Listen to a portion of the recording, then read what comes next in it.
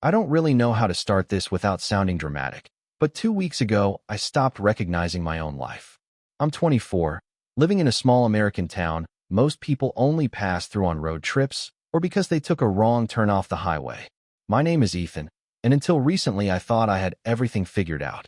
I had a steady job, a simple everyday routine, friends who've known me since middle school, and a girlfriend I honestly believed I would eventually marry. Her name is Madison. She's 24 too. Or, I guess I should say was my girlfriend. But even writing that feels unreal. If you've never lived in a small town, it's hard to explain the vibe. There's comfort in familiarity, but also this pressure. Everyone knows everybody. You can't buy groceries without bumping into 3 people who know your parents, your childhood, your embarrassing teenage years. News doesn't just travel fast here. It mutates, grows teeth, and bites before you even know it's coming. Madison and I met when I was 21 and she was 20. It wasn't some movie moment, just casual, ordinary, almost boring in the best way. That's what I loved about her. She felt safe and steady. We met at a friend's bonfire outside town. Music playing from someone's old speaker, cheap beer, bad jokes, smoke hanging in the air. She laughed at something stupid I said, and that laugh stuck in my head. We started talking, then texting, then seeing each other almost every day. Before long, it felt like she was simply part of my life, like she'd always been there. For 3 years, I didn't doubt us. I didn't question her loyalty. I didn't check her phone, worry about where she was, or feel that sick, twisting paranoia people talk about. I genuinely didn't think I had a reason to. She wasn't perfect, but nobody is.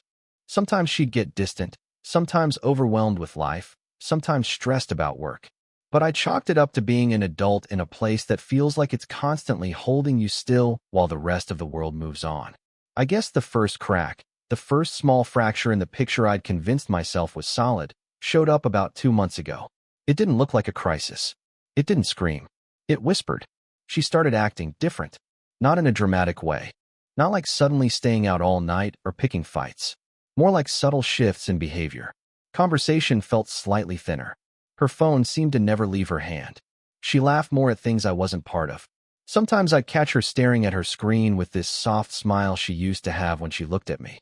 If I walked into the room unexpectedly, she'd lock her phone like it was a reflex, then act completely normal, like nothing happened. But she was still affectionate. Still telling me she loved me. Still talking about future plans, moving out of town someday, maybe getting a place together in a bigger city. So I told myself I was overthinking. I told myself I was projecting stress, insecurity, whatever. I trusted her. At least, at that point I still did. Looking back now, I realized that trust made me blind.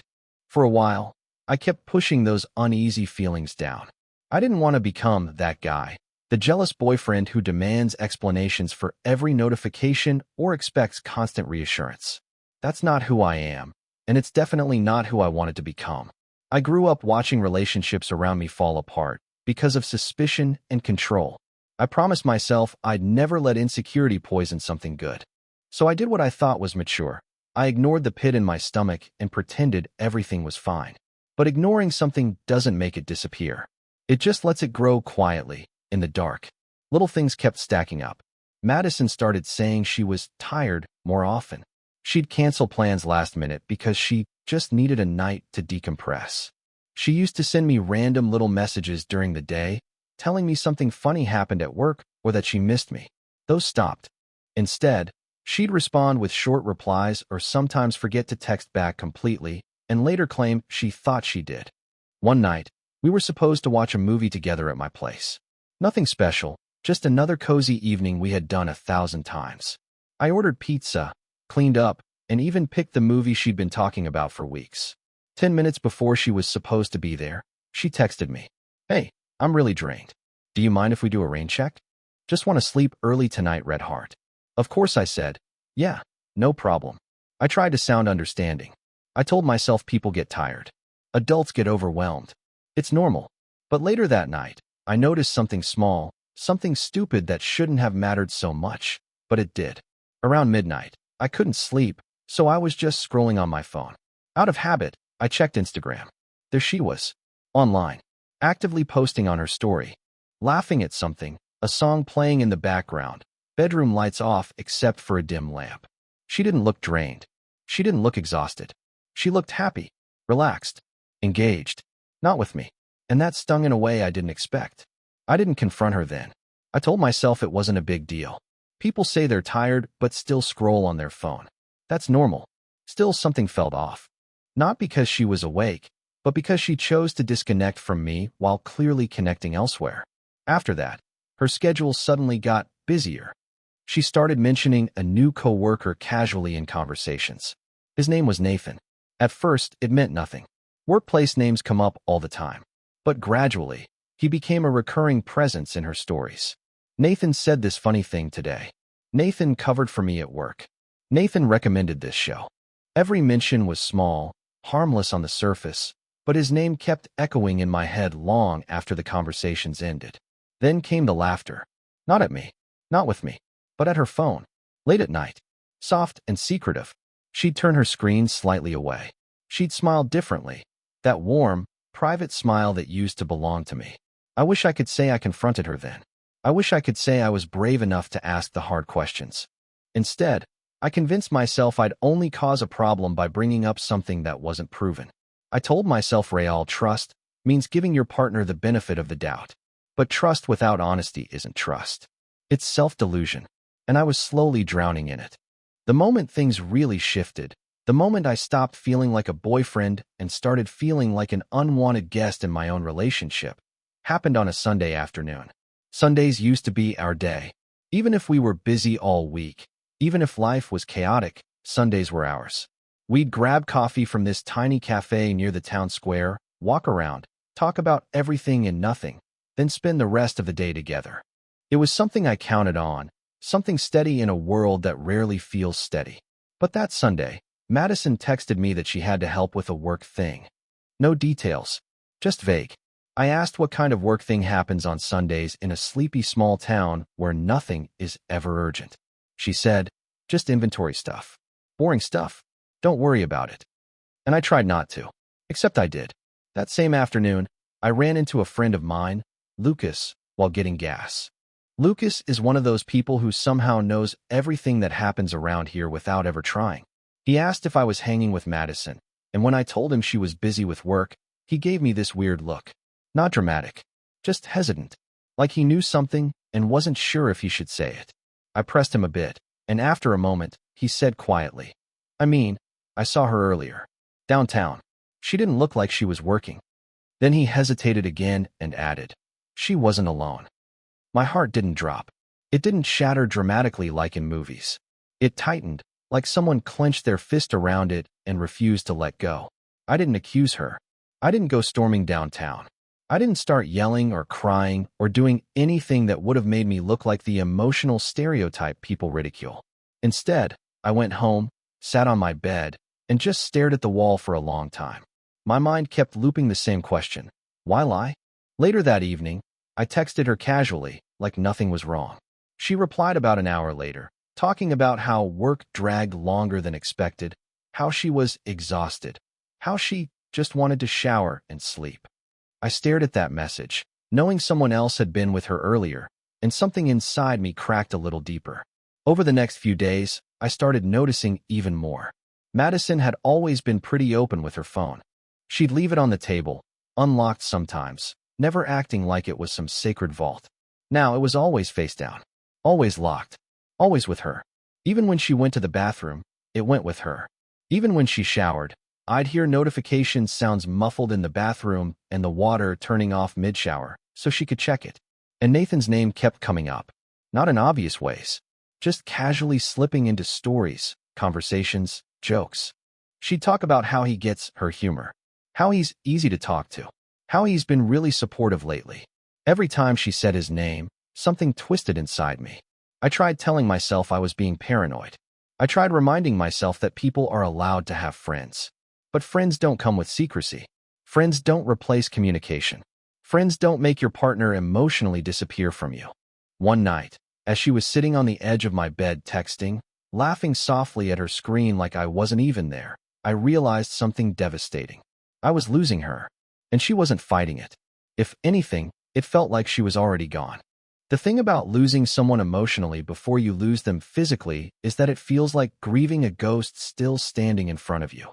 Madison was still there, still texting me goodnight, still calling me babe, still kissing my cheek, but none of it felt real anymore. It felt like muscle memory, like she was performing a role she'd already mentally quit. I tried to convince myself I was imagining things. I tried to be rational.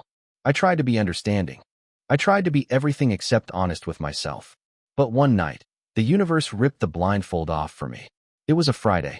She texted me that she was hanging out with coworkers after work and might be late. That wasn't weird by itself. People hang out after work. But something inside me wouldn't settle.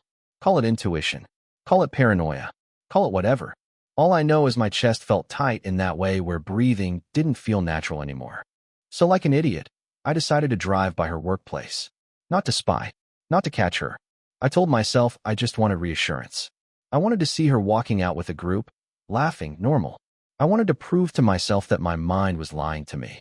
But when I turned the corner near the small parking lot behind her building, my headlights flashed across two figures standing close.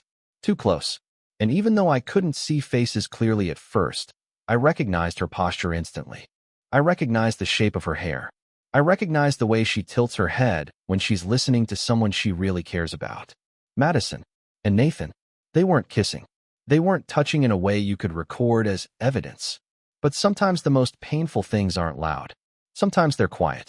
They were standing close, talking softly, bodies angled toward each other like the rest of the world didn't exist. She laughed in that warm, intimate way like he was the only person allowed inside her world. And I watched him tuck a loose strand of her hair behind her ear like he'd done it before.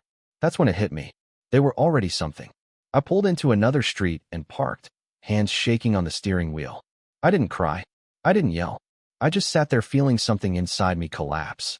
I stayed until I saw them walk to his car together, side by side, not touching but close enough that it didn't matter. She climbed in. The door shut. They drove off. She didn't come to me that night. She texted hours later saying, "Just got home.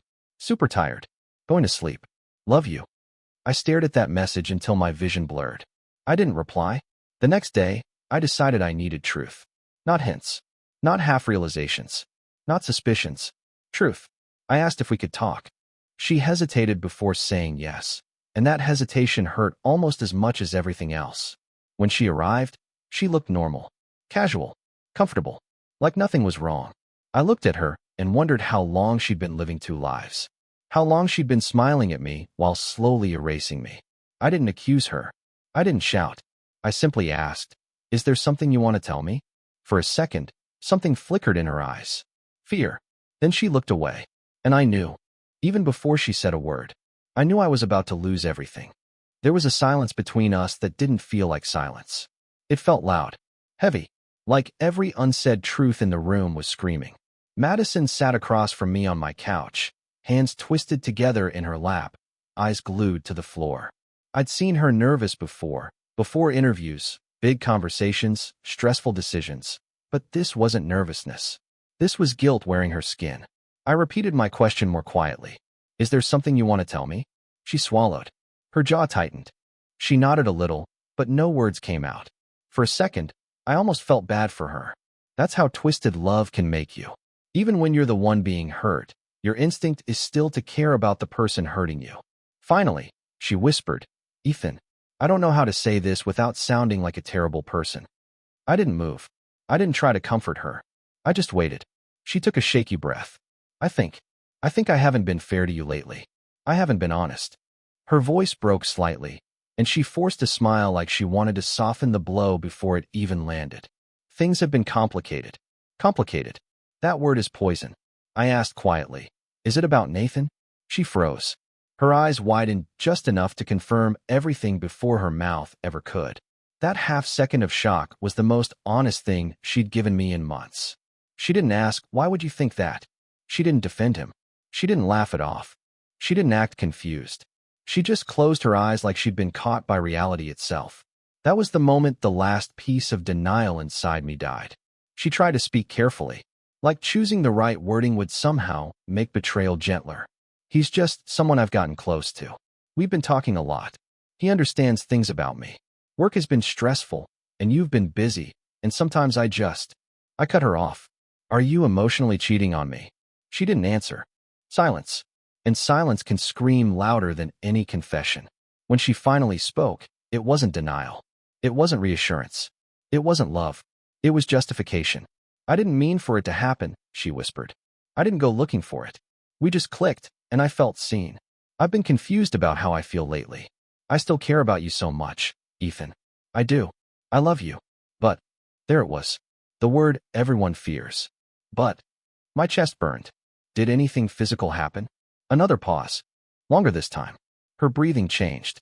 Not at first, she said quietly. My stomach dropped like the floor fell out from under me.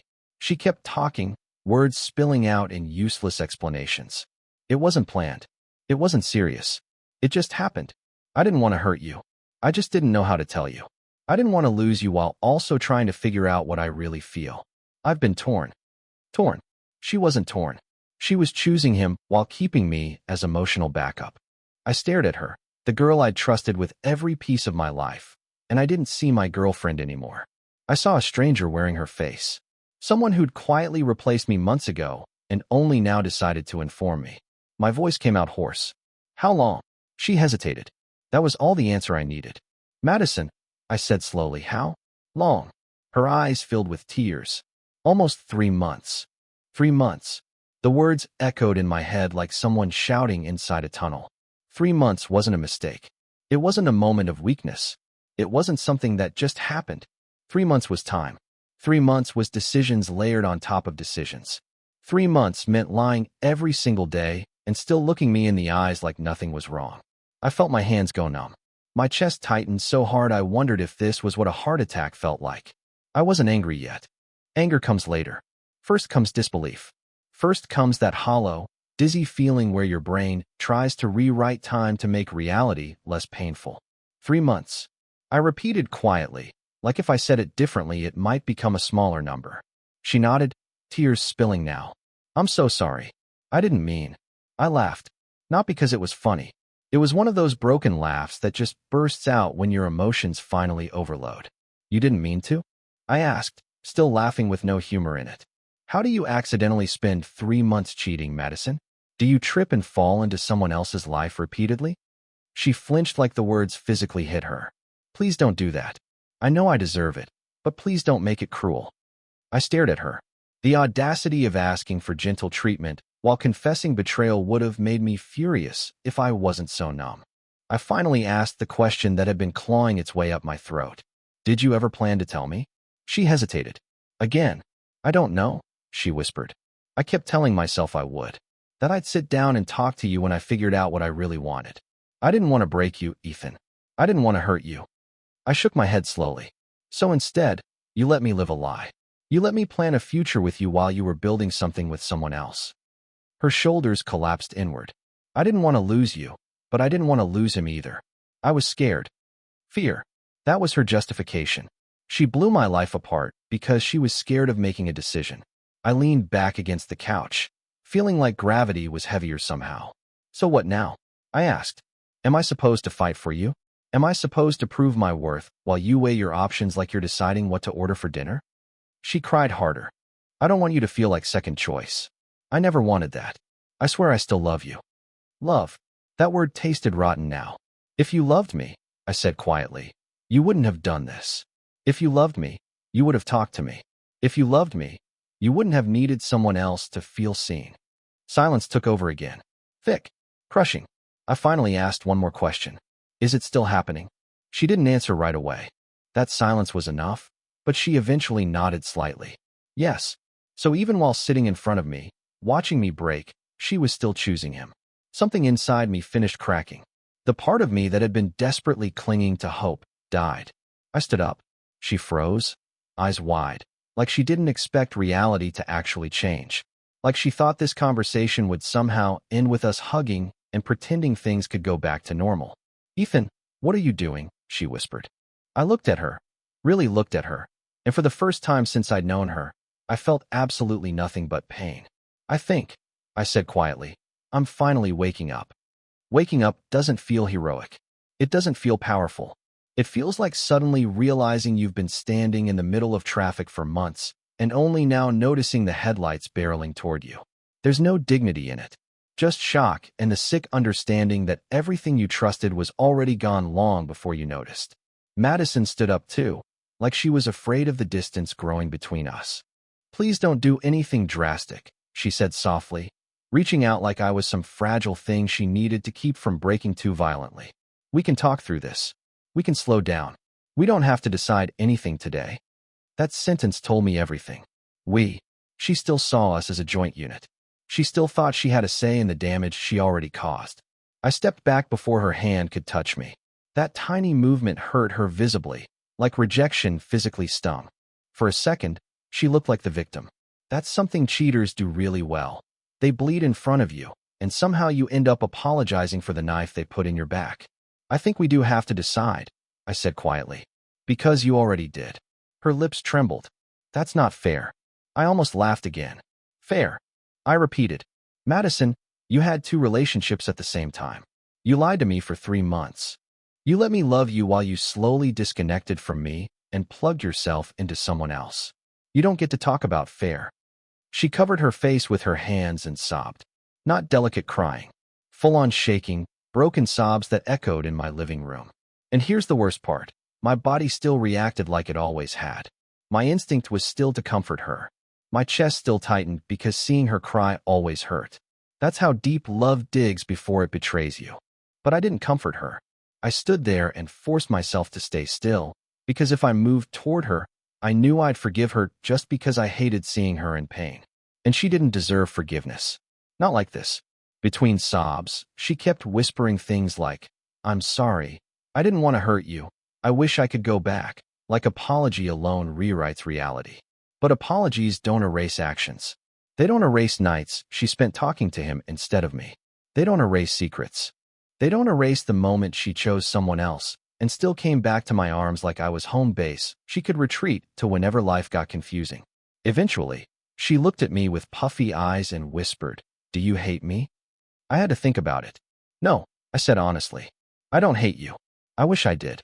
Hate would be easier. Hate is clean. This is something worse. I loved you.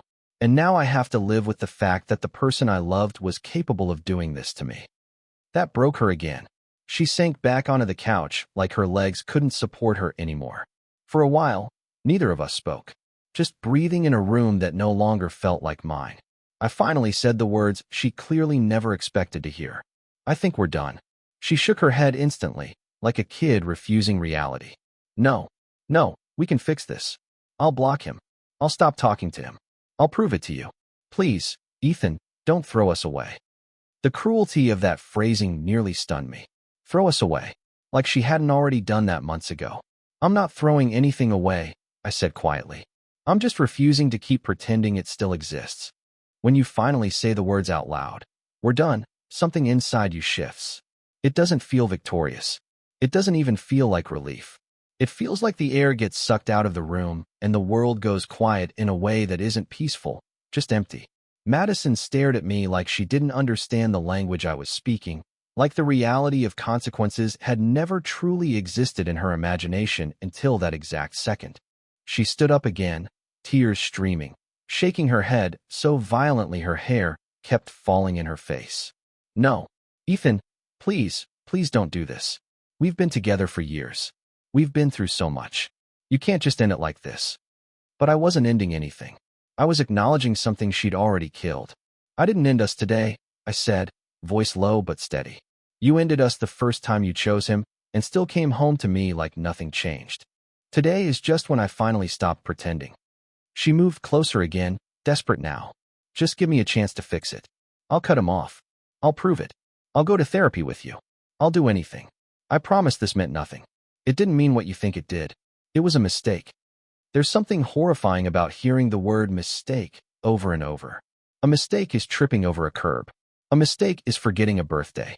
A mistake is buying the wrong size shirt. Cheating isn't a mistake. It's a series of choices, conscious, repeated, deliberate. "If it meant nothing," I said slowly, "you wouldn't have protected it like it was something sacred. You wouldn't have kept it hidden. You wouldn't have chosen him repeatedly for months. People don't risk what they truly love for something meaningless. She went quiet at that, because somewhere deep down, she knew I was right. I walked to the door and opened it. That sounds cold, cruel even. But if I didn't physically end the moment, I knew I'd crumble. I knew I'd fall back into that familiar comfort of maybe she didn't mean it, and maybe we can fix this, and maybe this doesn't have to be the end. I'd seen too many people in this town settle for bare minimum love just because they were scared to be alone. I refused to be another name on that list. She didn't move at first. She just stared at the open doorway like it was some cliff she didn't know how to jump off of. Her voice came out in a broken whisper. So that's it. After everything we've been through, I'm just supposed to leave? That sentence gutted me, because she said it like she was the one being abandoned. I swallowed hard. You didn't value what we had when you had it, I said. You don't get to fight for it now that it's convenient. She walked toward the door slowly, like her body weighed more with every step. When she reached the threshold, she turned back to look at me with this devastated expression, one I know I'll probably see in my nightmares for a long time. I really did love you, she whispered. I still do. I didn't say it back. I couldn't.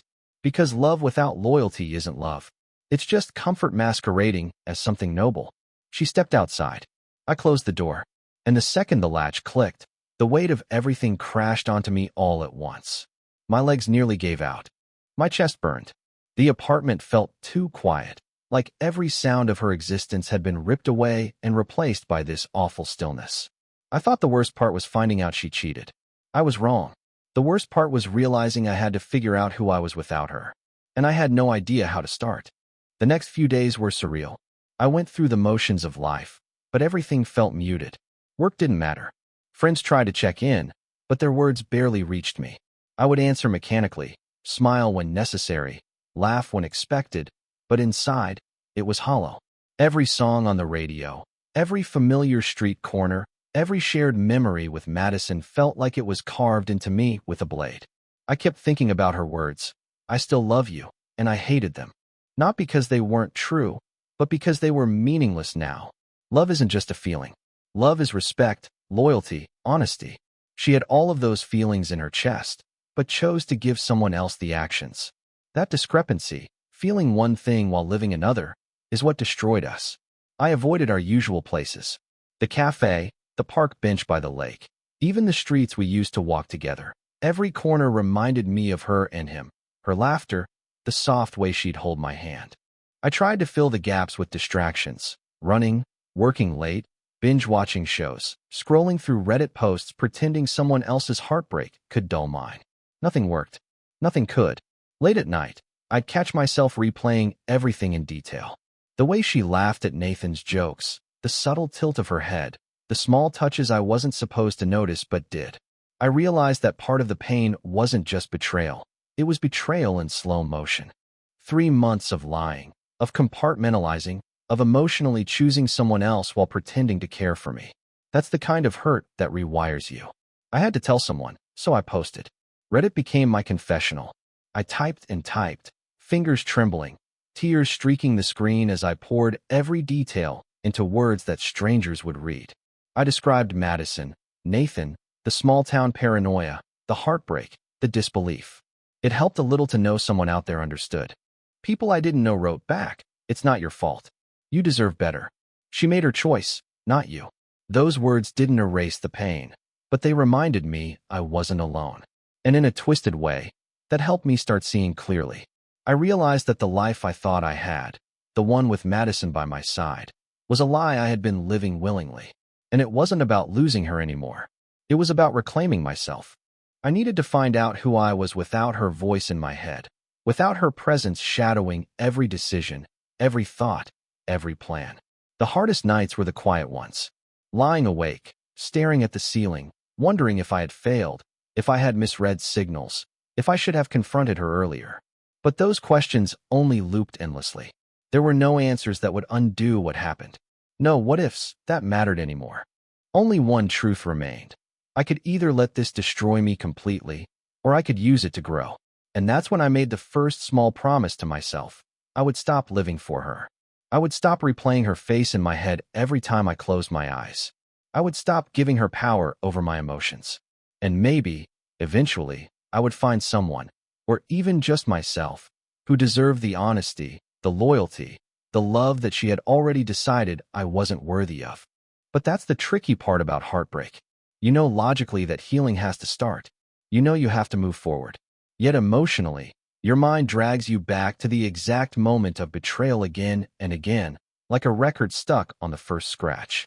And that, more than anything else, is the part that leaves you wondering if you'll ever really be whole again. Weeks passed, but nothing felt normal.